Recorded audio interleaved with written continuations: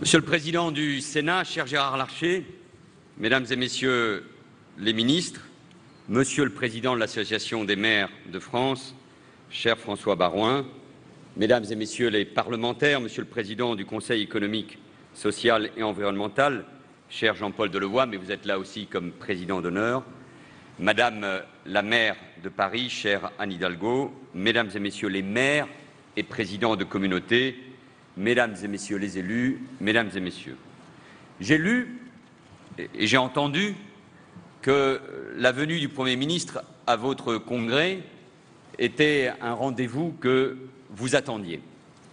C'était réciproque. L'ancien ministre de l'Intérieur, l'ancien maire et l'élu local que je demeure connaît parfaitement l'importance de cette rencontre annuelle. Votre congrès, si on veut le résumer, c'est la République réunie, rassemblée, venue des quatre coins du territoire. Vous avez obtenu, il y a quelques mois, la confiance des Français. Pour certains d'entre vous, cette confiance a été renouvelée. Pour d'autres, il s'agit d'un premier mandat. Mais vous tous assumez cette grande et belle responsabilité, être à la tête de votre commune. Je sais la fierté que procure cette mission.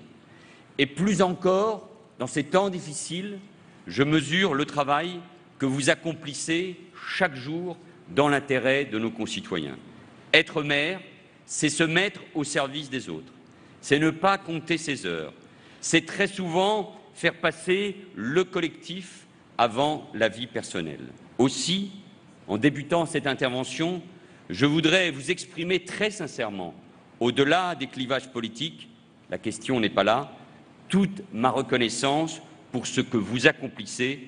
Merci du fond du cœur à vous tous, à vous toutes, maires de France. Votre congrès s'inscrit dans un contexte particulier.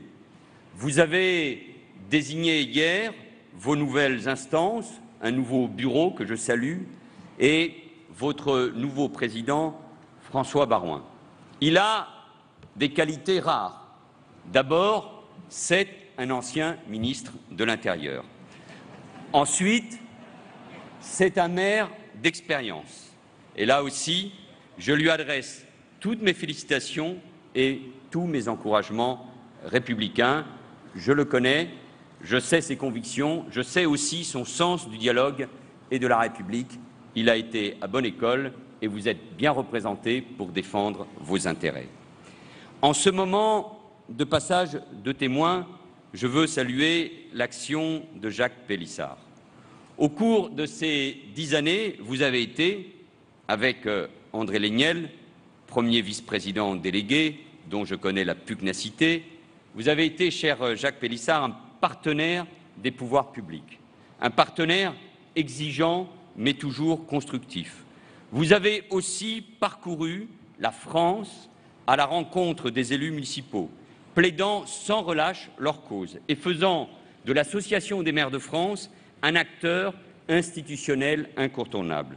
Je sais combien vos pairs vous sont redevables. Et en témoignage de mon estime personnelle, mais aussi au nom du gouvernement, je voulais vous remettre 2 cadeaux. Un présent symbolique, puisqu'il s'agit de la loi du 5 avril 1884, portée par Jules Ferry sur la commune et l'organisation des pouvoirs municipaux. Une loi qui a consacré cet échelon essentiel de notre vitalité démocratique. Et j'y associe une biographie du père de l'école laïque, gratuite et obligatoire. Au nom de tout ce qui nous sépare, il y a bien plus ce qui nous réunit, et ce qui nous réunit, c'est notre amour de la République. Et donc je vous offre ces 2 cadeaux.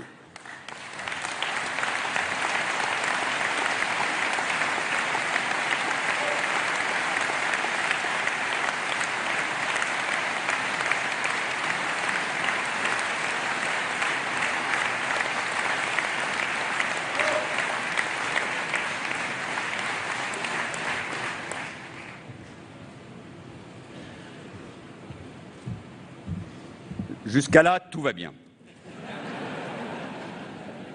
Mesdames et Messieurs, le Congrès des maires de France, c'est un beau visage de la France, je viens de le dire. Et à vous voir tous ici rassemblés, élus de communes rurales ou urbaines, de communes petites ou grandes, littorales ou de montagne, de communes de métropole ou des Outre-mer, on perçoit toute la diversité, la richesse de nos territoires. Et une diversité qui doit aller de pair avec l'unité des principes de la République. La commune, vos communes, votre président vient de le dire, vos communes ne sont pas un échelon comme un autre dans notre organisation territoriale. Elles sont une collectivité à laquelle les Français s'identifient depuis la Révolution. Une collectivité ancrée dans notre imaginaire national comme dans la réalité quotidienne de chacun des habitants de notre pays. Et c'est d'ailleurs au sein de vos communes que nous avons voulu faire résonner cette grande année de commémoration. Nous nous souvenons des conflits et des souffrances, de nos héros et de nos morts, ceux des tranchées de 14-18, ceux de la Seconde Guerre, de la Résistance, et nous le faisons dans chaque ville, dans chaque village, autour du monument aux morts, rassemblés dans un même élan républicain et patriotique. Des plages de Normandie, au relief du Vercors, des champs de bataille de la Marne, aux martyrs d'Oradour, je me suis retrouvé, nous nous sommes retrouvés parmi les anciens combattants et les jeunes générations, fiers, comme vous tous, de notre histoire et reconnaissants envers celles et ceux qui se sont battus pour la France. Mesdames et Messieurs, depuis 30 ans, notre territoire national connaît des mutations importantes, notamment du fait de notre démographie. En 3 décennies, la France a gagné près de 10 millions d'habitants. Ce dynamisme est une force. C'est aussi un défi auquel vous êtes confrontés au quotidien. Défi, bien évidemment, en matière de logement ou d'équipement public. La France d'aujourd'hui, ce sont donc des communes qui ont beaucoup évolué. Ce sont aussi de nouvelles inégalités territoriales qui ne datent pas d'hier, qui datent de bien plus loin, avec des fractures parfois anciennes qui se sont aggravées. Des territoires, des quartiers populaires, des périphéries, des espaces ruraux qui, disons-le tout simplement, décrochent. De plus en plus, il y a d'un côté des grandes villes, des métropoles insérées dans la mondialisation qui savent en tirer les bénéfices. Elles ont évidemment, ces métropoles, aussi leurs problèmes. Mais ne nous le cachons pas, le développement et l'affirmation des métropoles ont eu un effet d'entraînement sur une grande partie de la France. Et le choix a d'ailleurs été fait d'encourager ce mouvement qui agit pour la croissance économique de notre pays. Et j'ai noté aussi en même temps ce matin dans une enquête que les Français voulaient vivre dans des villes à taille humaine et qu'ils plébiscitaient aussi ces villes à taille humaine qui apportent également un dynamisme tout à fait extraordinaire pour notre pays. Dynamisme d'un côté donc, mais de l'autre des territoires qui se sentent à l'écart et souffrent davantage de la crise économique et sociale. Pour ces territoires, la mondialisation est trop souvent synonyme d'usines qui ferment, d'emplois qui s'en vont, d'exploitations agricoles qui luttent pour leur survie, de services publics qui disparaissent. Et j'entends les inquiétudes croissantes, le désespoir même chez nos compatriotes, vos administrés. Nous l'avons encore ressenti pour beaucoup en début de semaine dans nos communes ou moi-même à Paris avec la maire de Paris en lançant une nouvelle campagne des Restaurants du Cœur.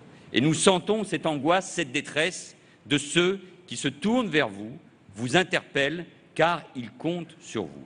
Et je sais que souvent vous avez été les premiers, vous êtes les premiers à entendre cette souffrance. Le maire est en effet plus que jamais un point de repère, une figure de stabilité, de sécurité, d'autorité, alors que l'avenir peut sembler parfois si incertain. Le maire, et vous le savez mieux que quiconque, c'est bien souvent la première incarnation de la République, celui à qui l'on s'adresse pour demander de l'aide, du soutien, pour un emploi, pour un logement, pour une place en crèche, pour une place dans un EHPAD.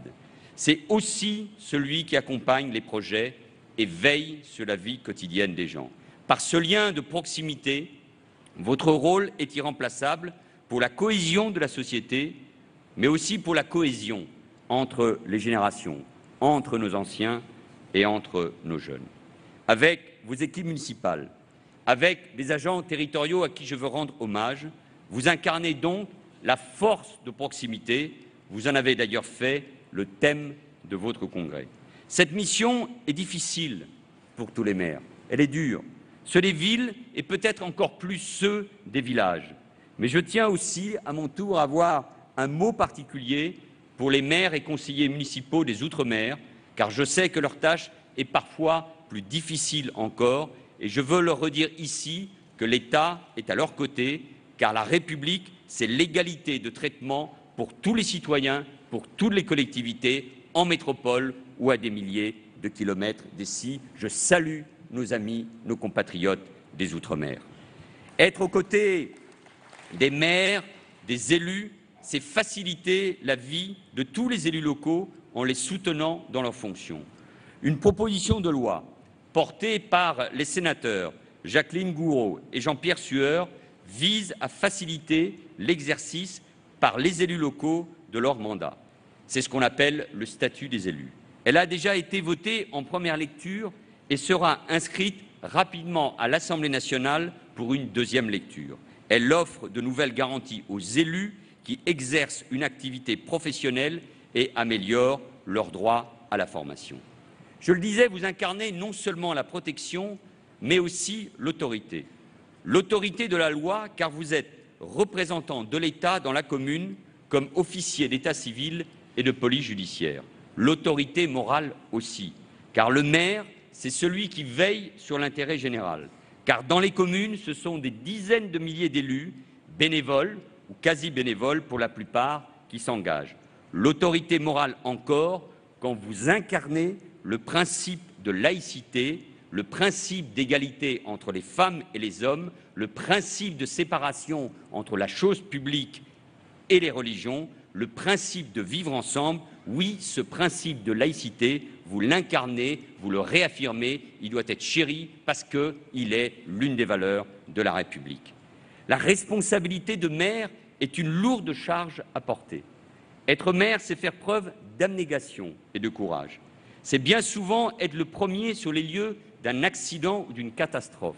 Et je veux saluer tous ceux d'entre vous qui ont eu ces derniers mois à gérer, comme on dit, des situations d'urgence. Je pense à ceux d'entre vous qui avaient affronté récemment les crues et les inondations dans le Languedoc-Roussillon ou dans les Pyrénées-Atlantiques. Je pense aux maires de Bretagne qui ont connu un début d'année éprouvant. Je pense à ceux du Var, aujourd'hui, une nouvelle fois dans l'épreuve. Face à ces situations, l'État, les services publics mobilisent des dispositifs d'urgence pour soutenir les acteurs locaux.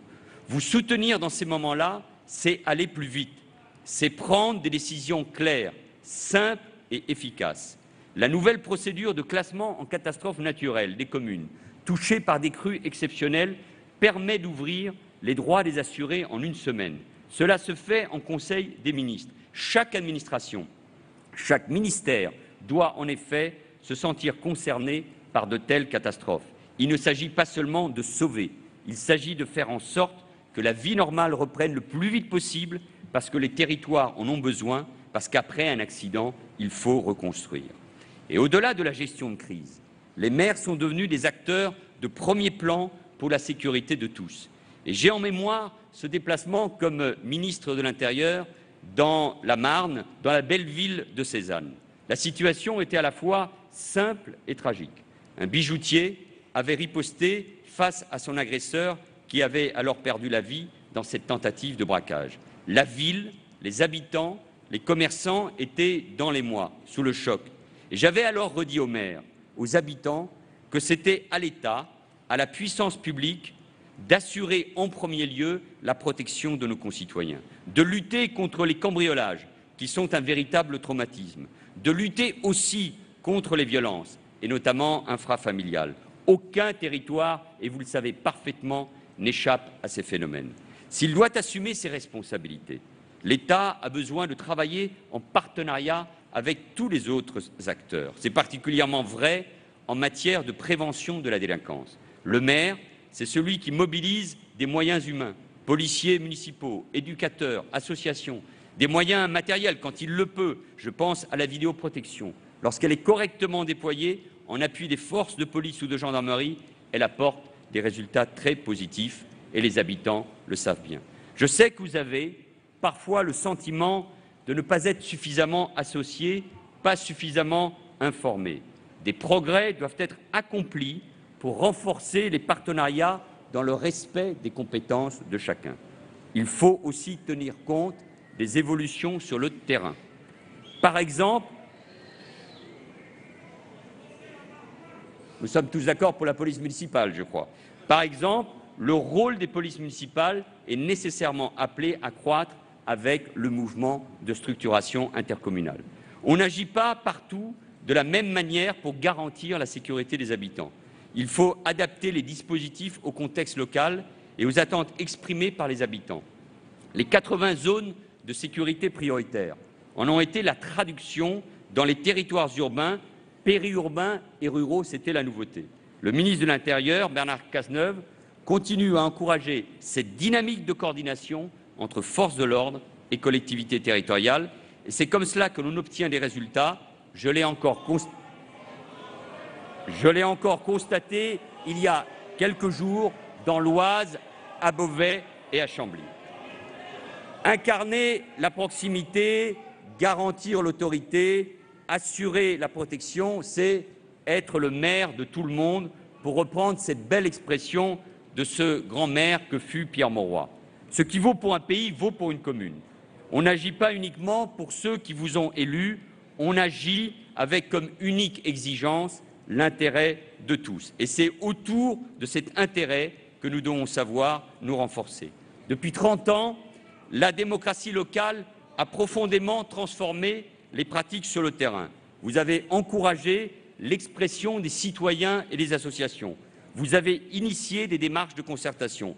Elles permettent de mieux connaître les attentes et de rapprocher les points de vue, de mieux faire comprendre les décisions et enfin de rendre plus efficace l'action municipale. Mais je veux dire ici, devant ce congrès, qu'il faut respecter la décision des élus, le choix des élus, qu'ils soient élus municipaux, élus départementaux, élus régionaux. C'est ça la démocratie, respecter le choix des élus.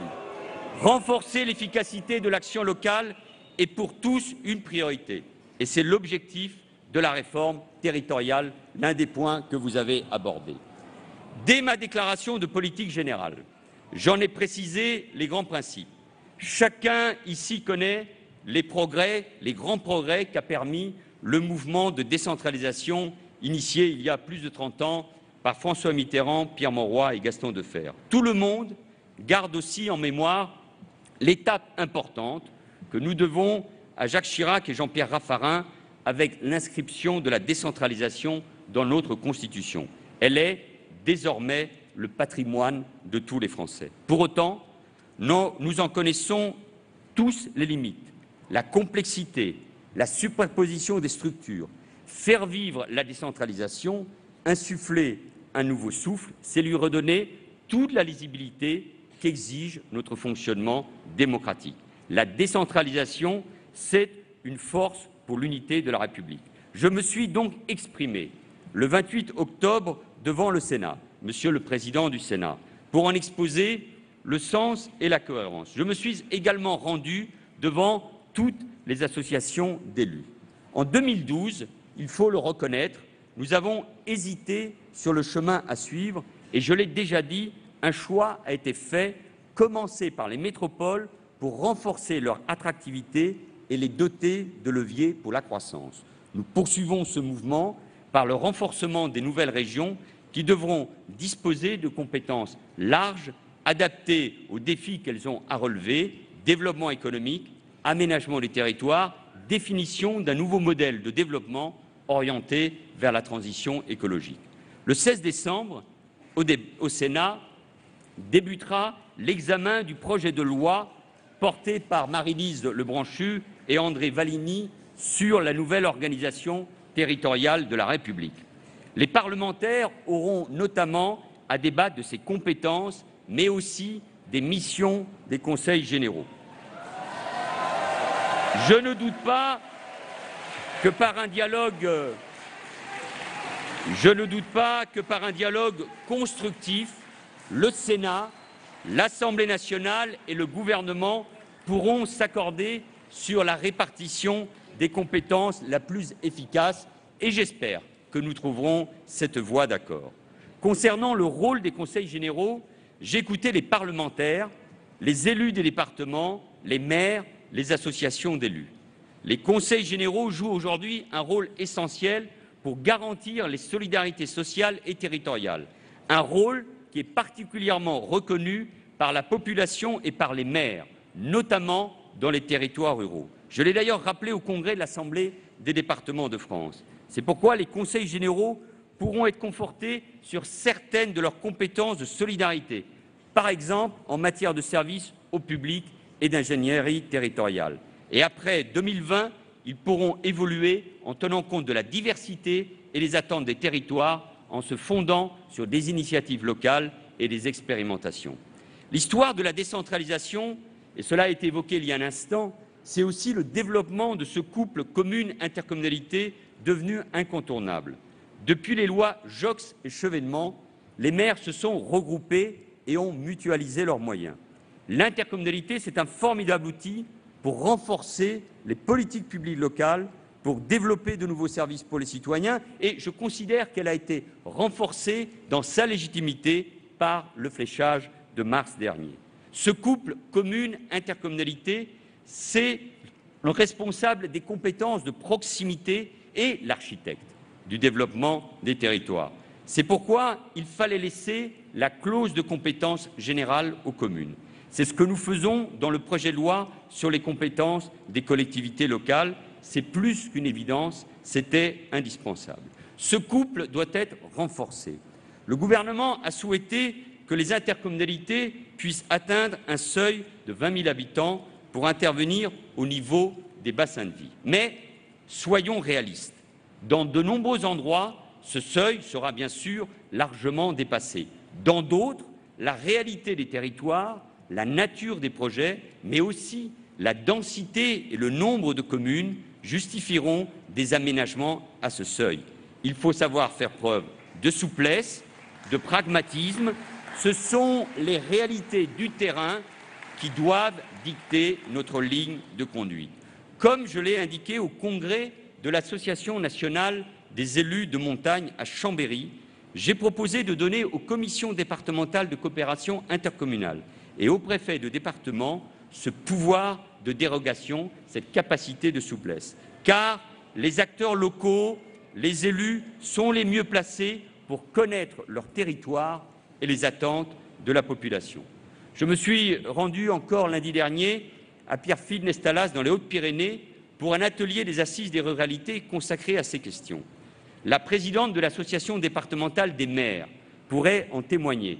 Dans ce département rural et de montagne, les élus sont prêts à s'engager dans ce mouvement, dans la concertation, avec les souplesses, avec le réalisme que je viens d'indiquer. Nous voulons également, avec cette montée en puissance des intercommunalités, mettre fin au véritable millefeuille que représentent les 13 400 syndicats intercommunaux. Ces syndicats, ce sont 17 milliards d'euros de budget, dont 9 en fonctionnement. Nombre d'entre eux pourraient être regroupés au sein des intercommunalités. Le renforcement du couple commune-intercommunalité fait également suite à la résolution de votre congrès de l'an dernier. Vous aviez formulé, cher Jacques Pélissard, une proposition pour rénover le statut des communes nouvelles pour que les communes volontaires puissent se regrouper pour être plus efficaces. J'ai dès l'origine soutenu votre initiative et comme je m'y étais engagé, nous avons inscrit à l'Assemblée nationale votre proposition de loi que vous avez défendue avec votre collègue, la députée du Puy-de-Dôme, Christine Pires-Beaune. Elle a été adoptée à une large majorité et je ne doute pas que le Sénat pourra très rapidement, à son tour, l'examiner. Enfin, le renforcement de la commune, c'est aussi assurer sa place et sa représentation au sein des intercommunalités.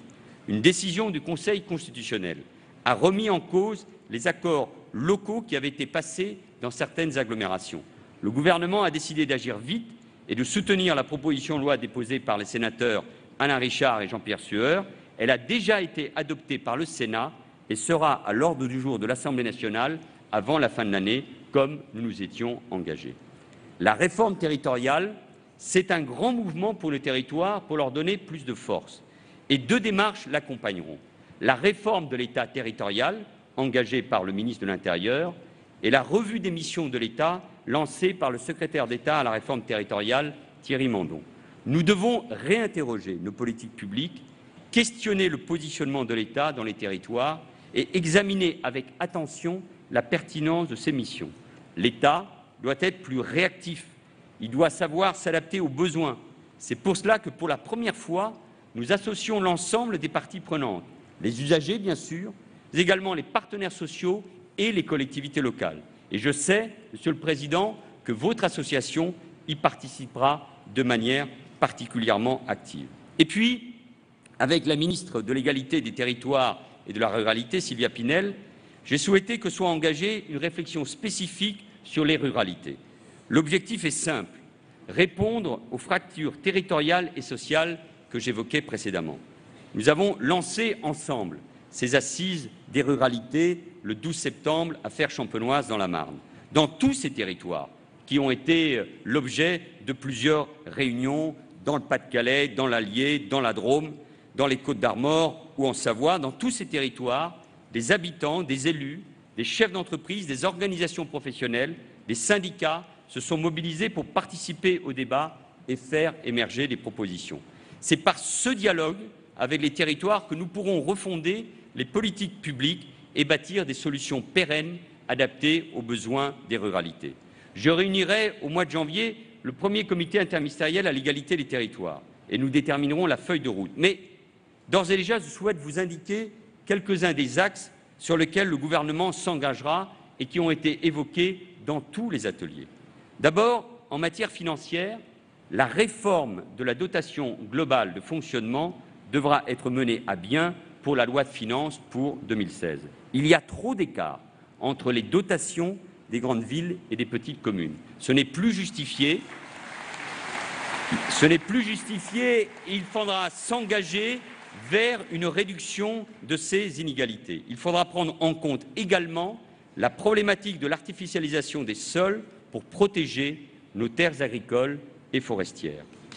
Construire l'avenir des territoires ruraux, c'est aussi restructurer le réseau des petites villes, les centres-bourgs, qui assurent un maillage en profondeur du territoire.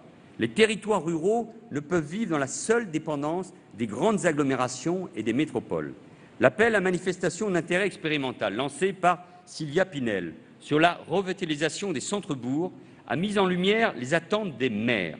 Je sais que si l'État ne joue pas un rôle actif pour l'aménagement des territoires, ces centres-bourgs ne pourront jouer pleinement leur rôle pour restructurer la France rurale.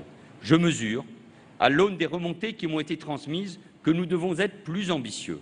C'est pourquoi, au-delà de ce programme expérimental sur la base de 54 projets, je souhaite que soit développée une nouvelle politique partenariale pour faire du réseau des centres-bourgs et des petites et moyennes villes les animateurs des territoires. Ensuite, le déploiement du très haut débit et la réduction des zones blanches de la téléphonie mobile doivent être accélérés, car ils sont une condition de l'égalité des citoyens et de l'attractivité des territoires. C'est particulièrement vrai pour les entreprises qui ont un besoin vital du numérique pour leurs activités, pour vendre, pour se fournir, mais aussi pour renforcer leur efficacité. L'État, par ses financements, les collectivités territoriales sont au rendez-vous et je demande donc aux entreprises en charge de ce secteur d'être au rendez-vous et de faire en sorte que tout le territoire soit couvert et qu'on ne commence pas uniquement par les grandes villes pour faire à la fin les territoires ruraux qui ont besoin de ce haut débit. Ce ne sont là que quelques exemples et bien sûr d'autres politiques encore en matière d'éducation, de santé, de culture, d'accès aux services publics. Nous aurons sur tous ces sujets-là collectivement une obligation de résultat. Et ces résultats nécessitent bien évidemment des moyens, des ressources. Dans ce domaine aussi, j'entends, c'est bien arrivé jusqu'à la rue de Varennes, les préoccupations des élus. Nous les avons évoquées avec François Baroin Jacques Pélissard et André Léniel lors d'une rencontre à Matignon, encore la semaine dernière. Je sais que la grande majorité des élus, face à la situation de nos finances publiques, partagent l'impératif de sérieux budgétaire et de réduction de nos déficits publics. 50 milliards d'euros d'économies doivent être réalisés en 3 ans. C'est un effort sans précédent, mais c'est vrai que c'est un effort pour toute la nation. Et tous les acteurs publics sont concernés. Et je sais l'effort qui est demandé aux communes. Personne, et surtout pas moi, ne songe à le sous-estimer. Et je sais aussi qu'il y a des discours qui blessent. Et comme vous, je constate, depuis des années d'ailleurs, les caricatures, les clichés, la démagogie qui veulent faire des élus locaux les responsables du déficit et de la dette. Je vous le dis, l'apport de la décentralisation ne peut se réduire à un seul bilan comptable. Et je tiens au contraire à rendre hommage à toutes ces femmes, à tous ces hommes, à ces élus et agents qui s'engagent pour l'intérêt général, qui chaque jour, malgré les contraintes que personne ne peut ignorer, sont au service de la collectivité. Je sais que les maires sont appelés à faire des choix, mais je sais aussi que nos communes sont des partenaires indispensables de l'État pour de nombreuses politiques publiques, notamment l'emploi, les politiques sociales ou encore la transition énergétique. Être un partenaire de l'État, c'est appliquer des normes. Elles sont souvent décidées au niveau national et sont souvent légitimes, mais elles peuvent aussi inutilement pénaliser les collectivités. Et c'est d'ailleurs pour cela qu'avec le secrétaire d'État à la réforme territoriale, André Vallini, nous avons engagé depuis cet été un mouvement de simplification. Et les 50 mesures de simplification en matière de construction et de logement doivent suivre cette même logique. Alléger les contraintes, simplifier l'action des élus, c'est une priorité. L'abrogation du décret sur la qualité de l'air dans les écoles maternelles en était un exemple. Il y en a bien d'autres. Il faut abroger et mettre fin à ces normes qui pèsent aujourd'hui sur l'action des maires et des collectivités territoriales. Le gouvernement a par ailleurs pris dans ce domaine un engagement. À partir de 2015, la charge nette supplémentaire des normes pour les budgets locaux devra être égale à 0. J'ai adressé une circulaire en ce sens à tous les membres du gouvernement et je veux imposer cette discipline collective. Oui, le rôle des collectivités est indispensable pour préparer notre avenir. Vous l'avez dit, cher François Baroin, plus de 60% de l'investissement public local est porté par le bloc communal.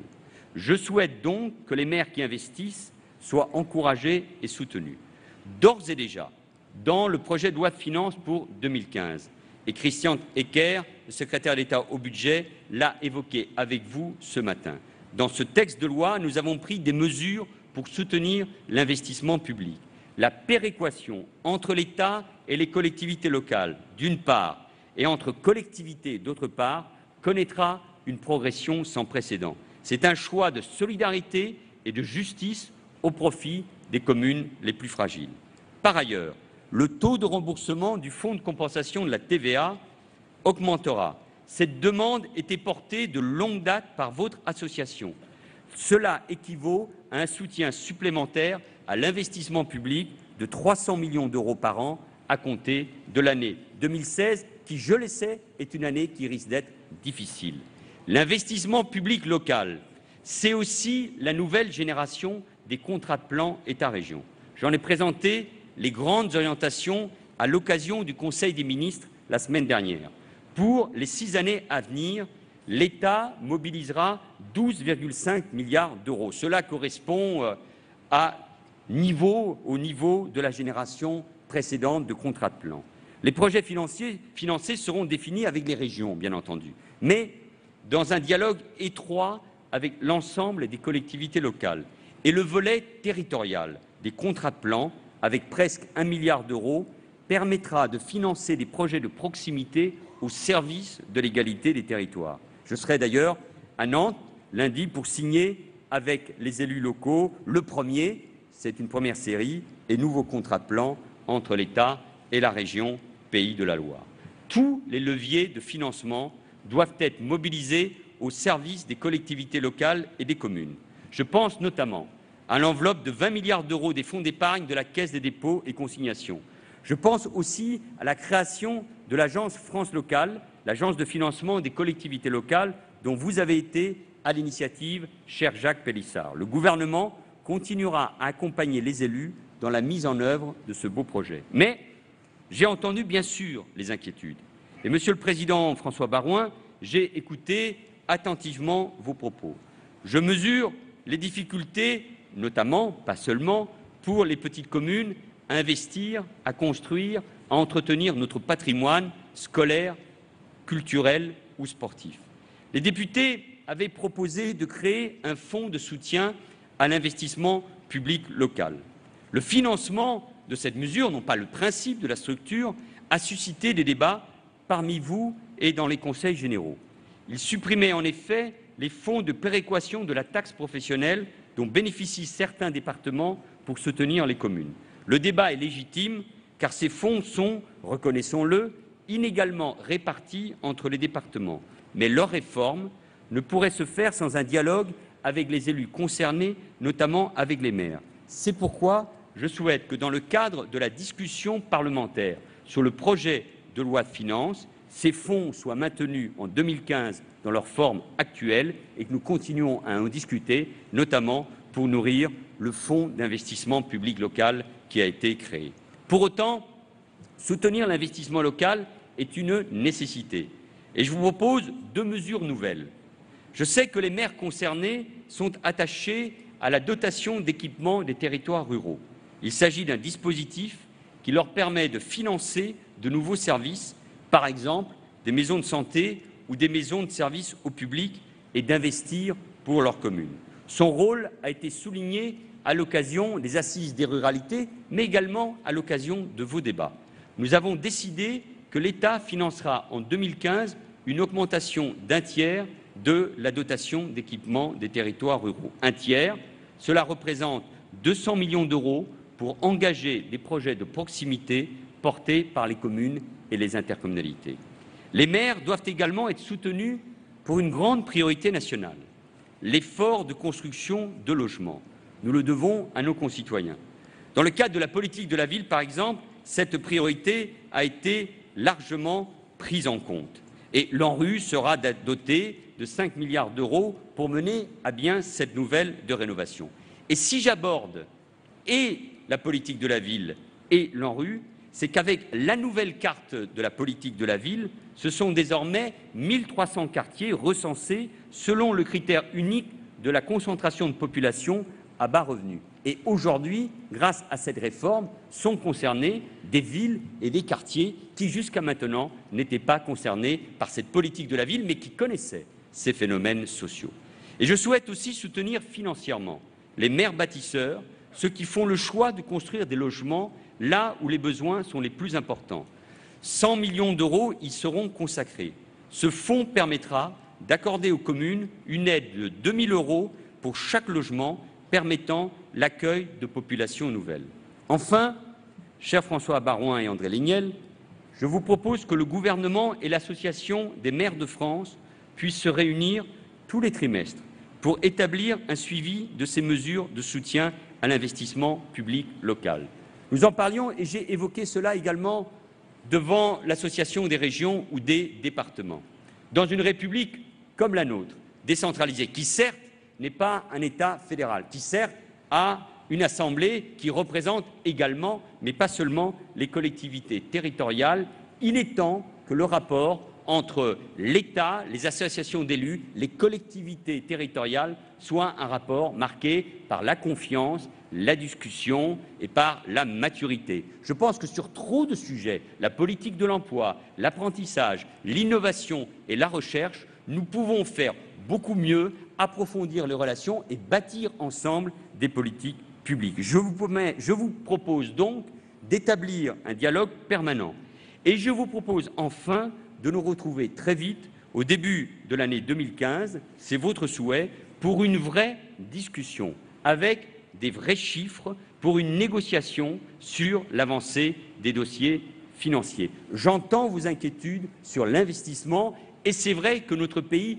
a besoin de tous les investissements, et notamment de l'investissement public. Donc je serai au rendez-vous pour travailler ensemble, pour construire des solutions qui préservent à la fois nos équilibres budgétaires nationaux, nos engagements européens, l'intérêt général, mais aussi la capacité des collectivités, et notamment des communes, à investir. Nous serons au rendez-vous et je suis sûr que nous pourrons ensemble bâtir de bonnes solutions pour les communes, pour l'investissement et pour l'emploi.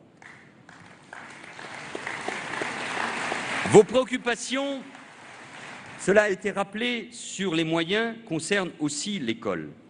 Les maires se sont très fortement investis pour la réforme des rythmes scolaires avec un seul souci, cela a été rappelé également, l'intérêt des enfants.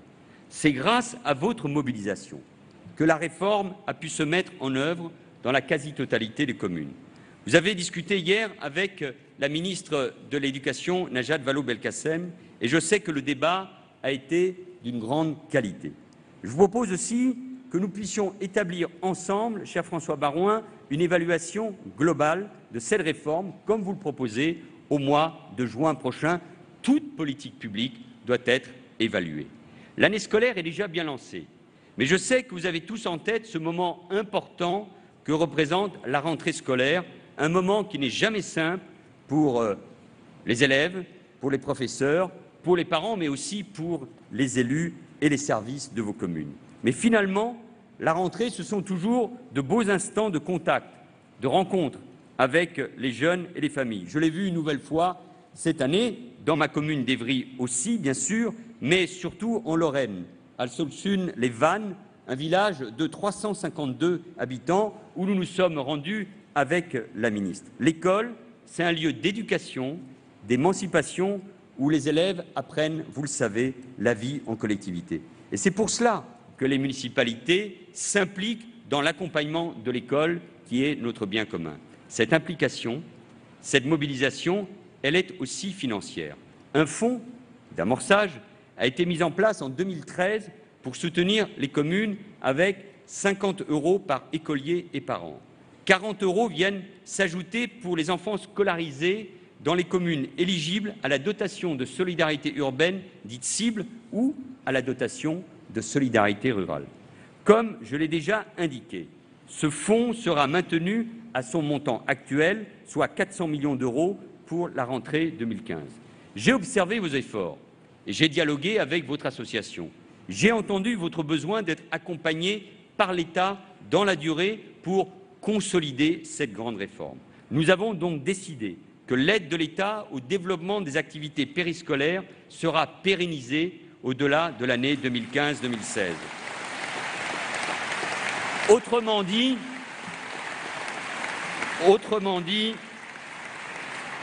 le fonds d'amorçage sera désormais un fonds de soutien aux communes. C'est ce que vous souhaitiez et c'est ce qui se met en place. Mesdames et messieurs, vous avez, malgré les difficultés, la plus belle des missions.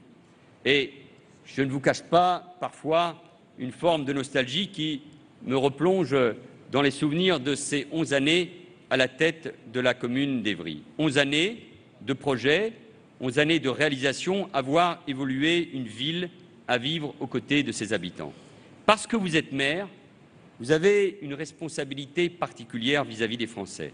Celle, bien évidemment, de garantir les conditions de leur vie quotidienne. Mais pas seulement, et je veux y insister. Dans un contexte de défiance généralisée à l'endroit de l'action publique, que personne ne doit sous-estimer, marqué notamment par l'abstention, y compris aux élections municipales, vous toutes et vous tous bénéficiez d'un fort attachement de la part de nos concitoyens. Ils ont confiance en vous et c'est une chose précieuse. Cet attachement vient de loin. Jules Ferry, j'en parlais il y a un instant, ce grand républicain disait de la loi municipale de 1984 qu'elle était la chair de sa chair. Son combat pour que les maires cessent d'être nommés et soient élus fut un grand combat démocratique. Il noua de nouveaux rapports entre les citoyens. Organiser une élection municipale, c'est faire naître dans chaque commune un esprit public, c'est incarner concrètement partout dans les territoires la force de la République et la réalité de sa devise. Oui, Cet attachement à la figure du maire vient de loin. Et pourtant, je crois que cette figure n'a jamais été aussi moderne. Sa proximité, sa réactivité, l'intensité du lien démocratique dont il est le garant répondent aux exigences de notre époque. Et je le vois chaque semaine lors de mes déplacements partout alors en France. Alors, à cette confiance des Français dont vous bénéficiez, je veux ajouter la confiance de l'État. Je souhaite que vous puissiez pleinement assumer vos missions, parce que dans cette crise de confiance, ce sont aussi les fruits de votre engagement, ce sont aussi vos résultats qui redonneront aux Françaises et aux Français la volonté de croire. Croire en notre capacité à agir collectivement, croire en notre capacité d'aller de l'avant, croire simplement davantage dans la France, dans ce beau pays que vous toutes et vous tous ici représentez. La France est un magnifique pays. Il doit se relever.